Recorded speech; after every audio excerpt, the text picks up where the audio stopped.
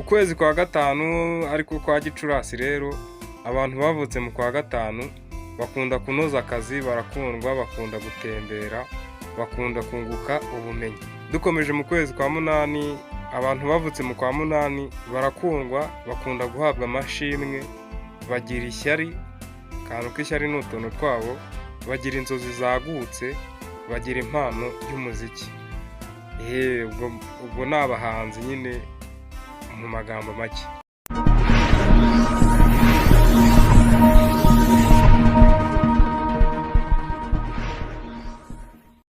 Reka twongere kubakira kuri channel yanyu Ihame Family, mukaba mukomeje kubana nanjye Iga. Uno munsi tukaba twabazaniye uburyo abantu bavutsemo cyangwa se ukwezi wavutsemo kukaba gufite igisobanuro cyako nyine. Ubwo tugiye kubabwira amezi cyangwa se ukwezi wavutsemo n'ibisobanuro byabyo bigendana kuva mu kwezi kwa mbere kugera mu kwezi kwa 12. Tugiye kukubwira ibisobanuro by'ukwezi wavutsemo nyine, urava hano ubimenye. Hari abantu benshi baba batizera bino bimenyetso, ariko akenshi biba byiza ndetse bikaba n'ukuri. Ibyo bimenyetso nyine bijyanye n'ayo mezi ukwezi wavutsemo biba ari byiza kandi bigahura n'ukuri nyine, bikaba ari ukuri. Guhera muri Mutarama kugera mu Kuboza, buri kwezi kuba gufite igisobanuro cyihariye. Muri iki kiganiro ngiye kubagezaho n'ibijyanye n'uku kwezi, ntawe uravanamo ubumenyi bwawe, umenye n'igihe wavukiye nyine igisobanuro cyabyo. Duhereye ku kwezi kwa mbere, abantu bavutse mu kwezi kwa mbere baba ari abakozi bagendera ku murongo, baba abayobozi beza muri business, bakunda abana, ariko birabagora kugaragaza ibyiyumviro byabo ku muntu. Ntabwo bakunda kugaragaza ibyiyumviro byabo nyine uko ari kwiyumva ku muntu, cyangwa se emosiyo zabo ziba kure. Ukwezi kwa kabiri kwa Gashyantare, ubwo kwa mbere twari tuvuyeho ni Mutarama. Kuri Gashyantare rero, ukwezi kwa kabiri, abantu bavuka mu kwa kabiri baba batuje, bagira isoni nyinshi cyane, baratekereza byimbitse, barakundwa, baba ari abana beza kandi biraborohera kunguka inshuti. Connection yabo iba imeze neza cyane. Ku kwezi kwa gatatu ariko kwa Werurwe, abantu bavutse mu kwezi kwa gatatu ndabasuje. Abantu bavutse mu kwa gatatu baba ari abana beza, bagira amarangamutima menshi cyane, bakunda gufasha, barakundwa kandi bagirirwa icyizere, bakunda no kwitabwaho. Kugirirwa icyizere no kwitabwaho no gukunda gufasha abantu, amarangamutima menshi cyane, utwo ni utuntu twabo. Abantu bavutse mu kwezi kwa kane ariko Mata, namwe ndabasuje, ndetse n'ababanje mu kwa mbere, mu kwa kabiri, mu kwa gatatu, mu kwa kane kugeza mu kwa 12 mwese ndabateye peace. Abantu bavutse mu kwa kane rero ariho Mata, ni abantu bakundwa, bakunda kwidagadura, ni beza mu kugirana inama, bakunda gufasha inshuti mu gihe bagize ikibazo, ntago bakunda gutererana inshuti zabo. Ukwezi kwa gatanu ariko kwa Gicurasi rero, abantu bavutse mu kwa gatanu bakunda kunoza akazi, barakundwa, bakunda gutembera, bakunda kunguka ubumenyi. Abo nabo mu kwezi kwa gatanu.